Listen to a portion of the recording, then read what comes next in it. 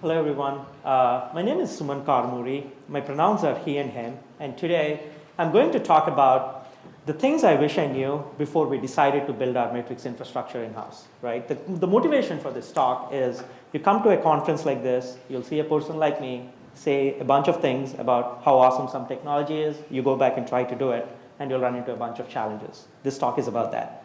So before we jump into the talk, a little bit about me.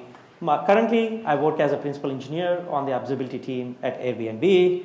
In the past, I have worked on all parts of the observability stack in metrics, logs, and traces. On the metrics front, I have built several in-house metric systems. I've run Prometheus at scale. I've built an open source metric storage engine called UV while I was at Pinterest. On the tracing front, I was a tech lead for the Zipkin project while I was working for Twitter. I contributed to the open tracing spec. I was one of the first people to write a open tracing library at Pinterest and put it in production. I built end-to-end tracing systems at Pinterest and Slack. On the logging front, I've run Elasticsearch at scale for several years. I have rewrote Elasticsearch twice, once at Twitter called a system called Loglens, and now I've rewrote it at Slack using a system called CalDB. The project is now renamed Astra, and I gave a talk about CalDB about 2 years ago at Monitorama, so you can check it out. In general, I love building and running large-scale infrastructure systems. So let's jump into the talk. So what's the motivation for the talk? The motivation for running an in-house metrics infrastructure, the first one is obviously cost.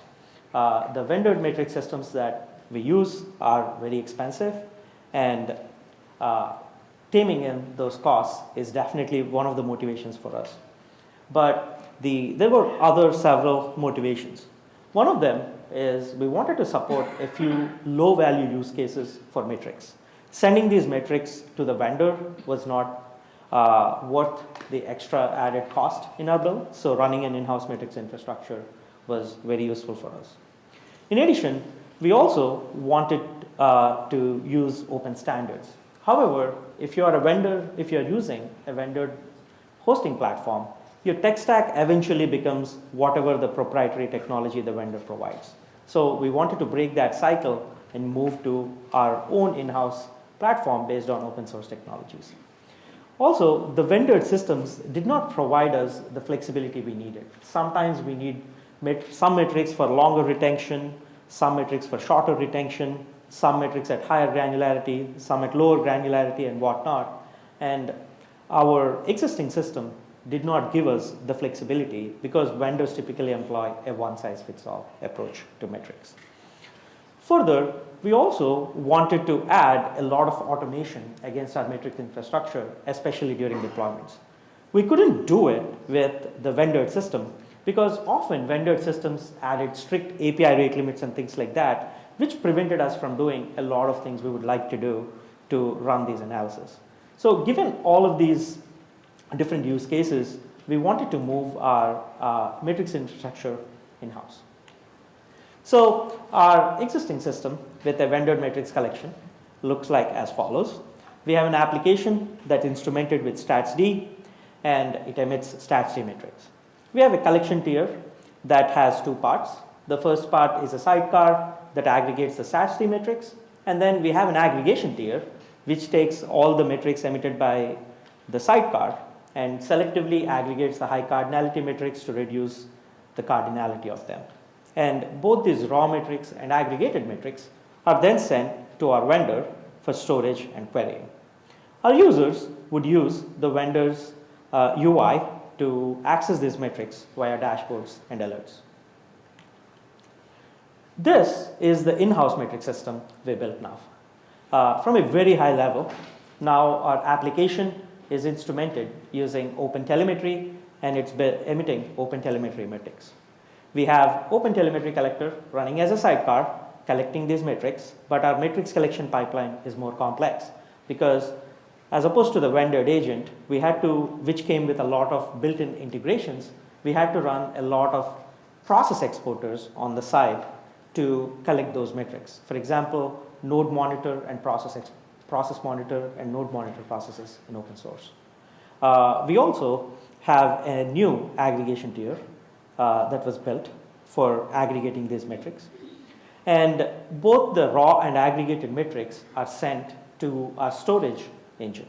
Our storage engine is a centralized system for all storing and querying all our metrics built using an open source metric system.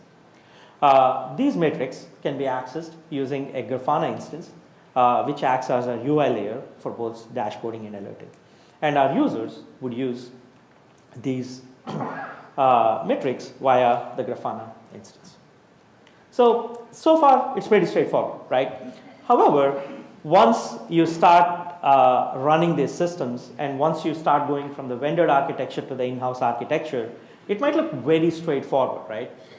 But it's not as simple. Let's see why it's hard to migrate from the vendor system to in-house system. And let's say if you decide to do it, what challenges you'll encounter.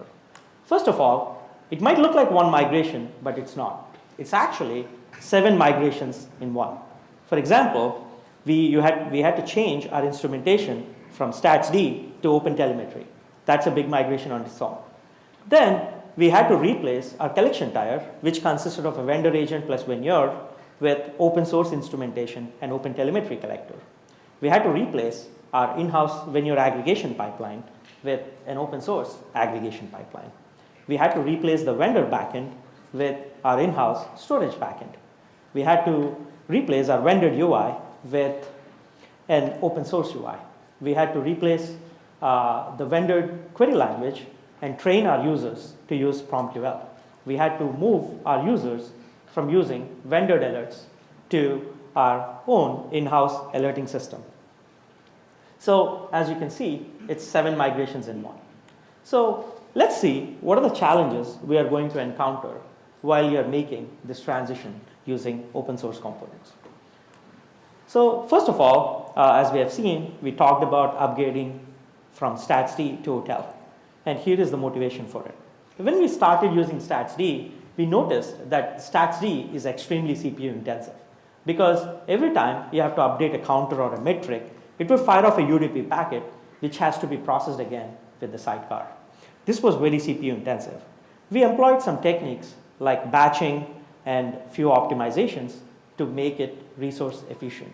Even after that, it was still consuming a lot of metrics. In addition, our StatsD approach was challenging for our highest QPS systems. For our services that handle a lot of QPS, the sidecar was unable to keep up with the StatsD metrics and would often fall behind and lose metrics as a result.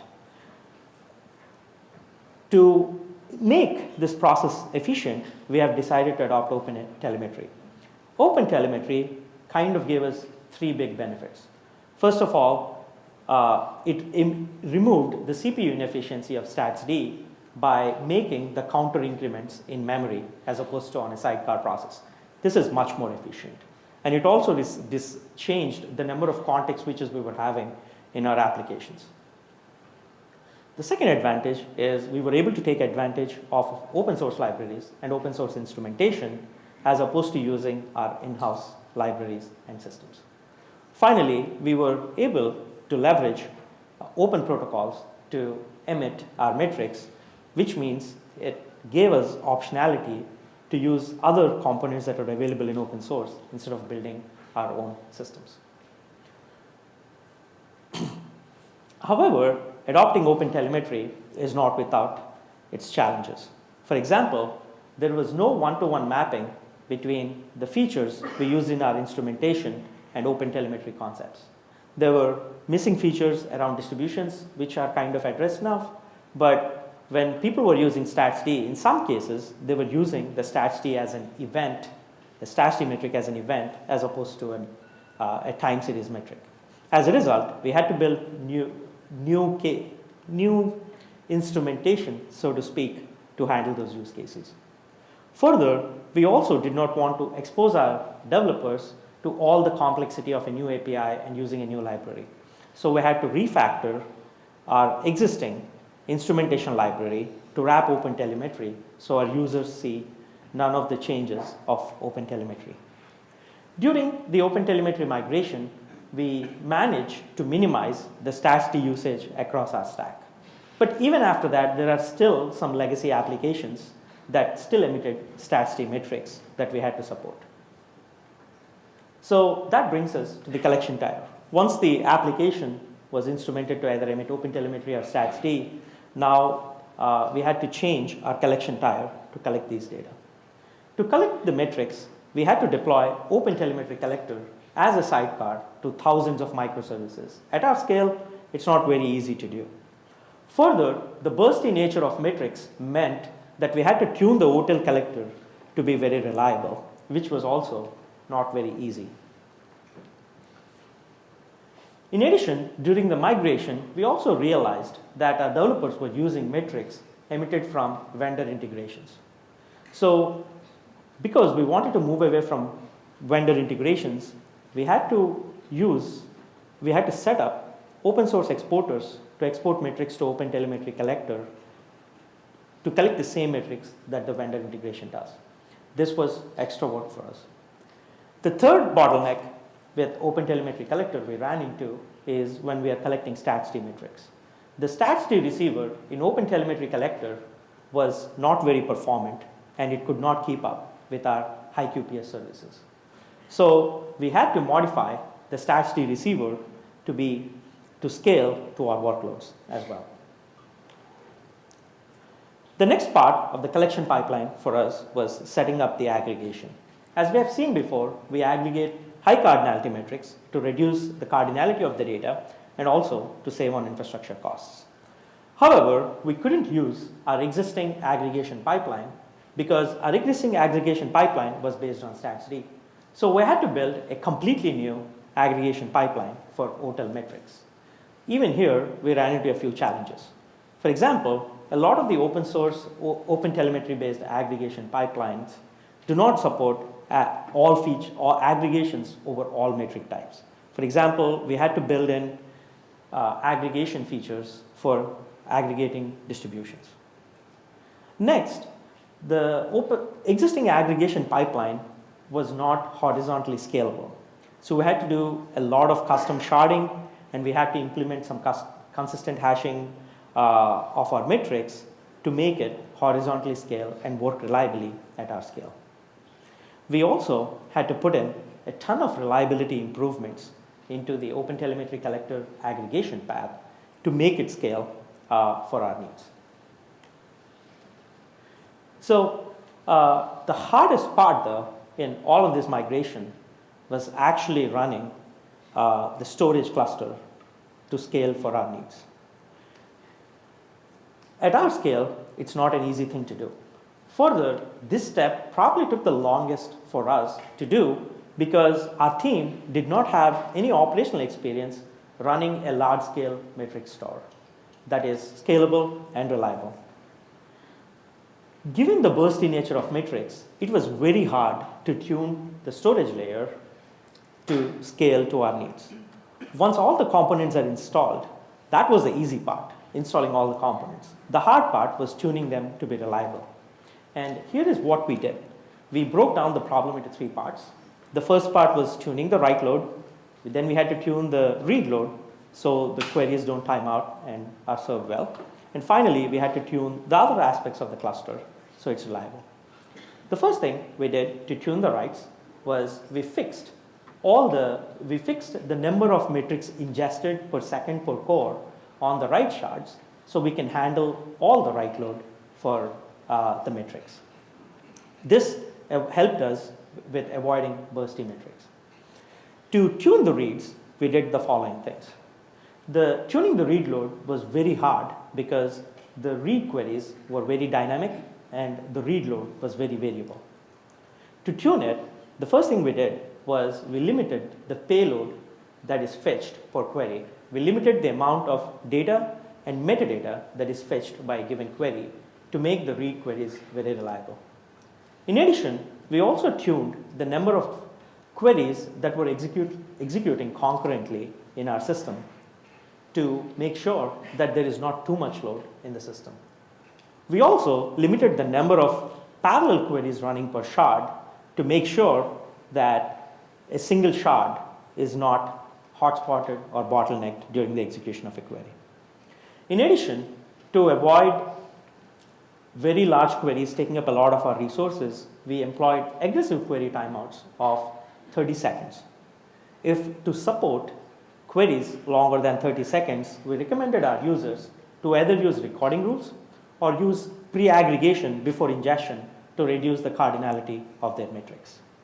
Even after all of these things, to ensure fair utilization and equal utilization of our cluster, we had to employ aggressive rate limits and quotas using some multi-tenancy features in our storage layer. In addition, we also had to tune compaction and a lot of little things in the cluster to make the single cluster reliable. Once we ran the single cluster and it was reliable, we quickly realized that this was not enough. A single cluster was not enough to run the metrics at our scale. So we had to go towards a multi-cluster setup. But setting up multiple clusters introduced challenges of its own. For one, we had to shard the tenants across the clusters to ensure equal utilization and high performance. This was an interesting exercise on its own. We also had to change the existing deployment pipeline and add additional automation to it, so we reduced the overhead of managing multiple clusters. Thirdly, we actually had to add advanced per-tenant monitoring and additional rate limits to each of these components so we can run a reliable cluster. We also noticed with the multi-cluster setup that we were exposing our users to the internals of our architecture. To abstract our users from the internals of our architecture, we set up a federation layer using PromSki to query the data across clusters. In addition, PromSki also helped us run cross-cluster queries, which is not possible just with like the storage engine alone. And once we set up single clusters and multiple clusters, we ran into our third big problem with storage, which is circular dependencies. We ran our storage on Kubernetes nodes, and we used our internal service mesh network. But turns out, our Kubernetes, compute infra teams, and service mesh teams were also the customers of the monitoring stack. So it would be a circular dependency to host the same metrics on the same stack. To resolve this, we had to do two things. We took all our Kubernetes metrics and the metrics that the compute team needs and set them up in a special isolated cluster that was to which the changes were carefully orchestrated both by our team and the compute team. And we had to make sure that only one team could make a change at this time, and we also need to be sure that this change is very safe. Otherwise, we would lose observability. Secondly, to reduce the service mesh dependency, we actually set up a new proxy layer just for the observability pipeline to ingest our observability metrics. This removed the dependency on our service mesh network. And we also updated all the components in our stack to not use the service mesh and either use kubedns or a new proxy for service discovery. Once the storage system was set up, we had to set up a UI to access the system. As we talked about, we set up a Grafana instance to query our data. However, we realized that the Grafana's alerting mechanism would not scale for our needs.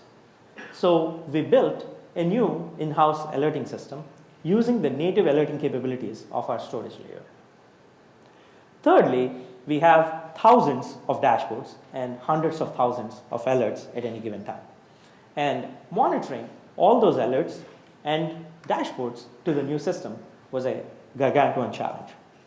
So we actually built tooling to translate the queries from the vendor query language to PromQL and set up and migrate them over to the new system. And we did this both for our dashboards and alerts.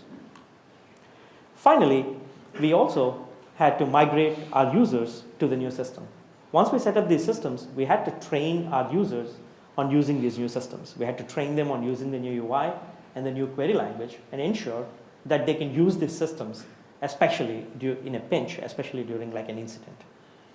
Further, to minimize the migration pain, we had to create a lot of documentation and tooling to simplify the migration and make sure that our users are comfortable on the new system.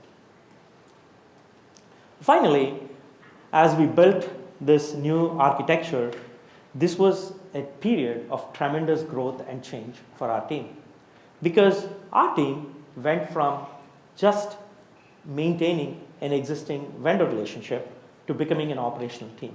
We had to learn how to run a large-scale matrix store, which is not easy.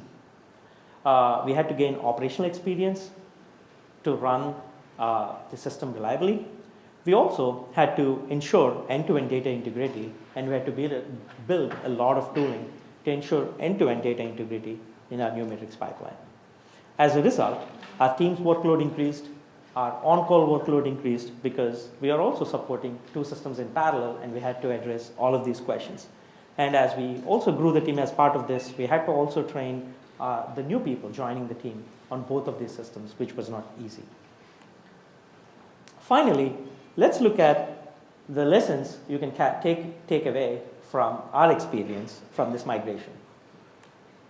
First of all, the key thing you need to understand is what is involved in doing such a migration and how you can prepare for it. When we started our journey, we kind of like learned it as we went. So first of all, understand what's involved. And there are basically two ways you can do a migration like this. You can either do an incremental migration, or you can do a big bang migration. An incremental migration is one where you would replace one component at a time, and you would make forward progress that way. A big bang migration is you would set up a parallel pipeline like we did, and then cut over from the old system to the new system. Each approach has its pros and cons. In the incremental way, if you're doing an incremental migration, you would basically replace one component, but you might have to build additional things to maintain backwards compatibility with the existing system. But if you're doing a big bang approach, you can start off in a clean way. You'll have a pipeline with no tech debt. However, it will take longer to migrate to a new system, and you need a lot of buy-in to make that happen. Overall, regardless of what approach you pick, you need to minimize the amount of change that is happening for you, your team, and your users. So we recommend doing one change at a time as much as possible. And given all the technical challenges that we have talked about in running and scaling this system, in the end of the day, the technical changes were the easiest things to do. The hardest change was the cultural change, both for our team and our users. And the cultural change was hard to do, and it's not possible to do without management buy-in and organizational buy-in. Also, on a more technical note, here are a few lessons you can do in your existing systems to minimize the pain of these migrations in the future. Number one, always control your user-facing touchpoints. Avoid using vendored libraries, avoid using vendored APIs, and set up proxies every time you're using a proprietary system, so it's easy to swap out. Or better, use open source tools and open source protocols so that you don't get into a situation where you are tied to a vendor's stack. A simplest way to achieve this is to run your own collection pipeline using open source tools and open source protocols. These collection pipelines will reduce the amount of vendor lock-in that you would do. And it helps you switch vendors easily or send some of your metrics to a different store as needed. In conclusion, when you're doing a large migration like this one, you would have three categories of challenges. You'll have some technical challenges where you have to migrate, where what looks like a single migration is actually 7 migrations. There'll be feature gaps between the vendor system and your existing system that you need to address. There'll be cultural and operational challenges for your team because you have to run a new storage system, a new UI, and you have to run it reliably, and you have to run it in a way that scales for all your needs, et cetera, et cetera. And finally, after overcoming all of these challenges, you have to deal with the migration challenges, where you have to train your users on understanding the nuances of all these 7 migrations. You have to train them to use the new system and how to use it. And you have to build tooling to migrate them from the old system to the new system. And the most important part to realize is the new system you build is not going to be as polished as the vendor system, and people will complain about it. And the most important part about the way to tackle that is you need to have enough advantages in your pocket, like improved performance, improved cost, improved features, or something that you need to give to users so they are motivated to use your new system. Finally, as we have seen, migrating to in-house is not just a single migration, but it's 7 migrations in one. There's a lot of technical, cultural, operational migration challenges. Of all the migrations you would do in infrastructure, this is probably the most complex migration you're ever going to do. So to minimize the risk of failure, we recommend changing one thing at a time and keep these changes simple. That will minimize the risk of failing to migrate. In addition, we also recommend that you minimize vendor lock-in as much as possible, even within existing systems, so you have the option to switch easily in the future. Some disclaimers. And this is the work. This is the work that my team at Airbnb did, and I'm honored to present their work to you all. Thank you very much.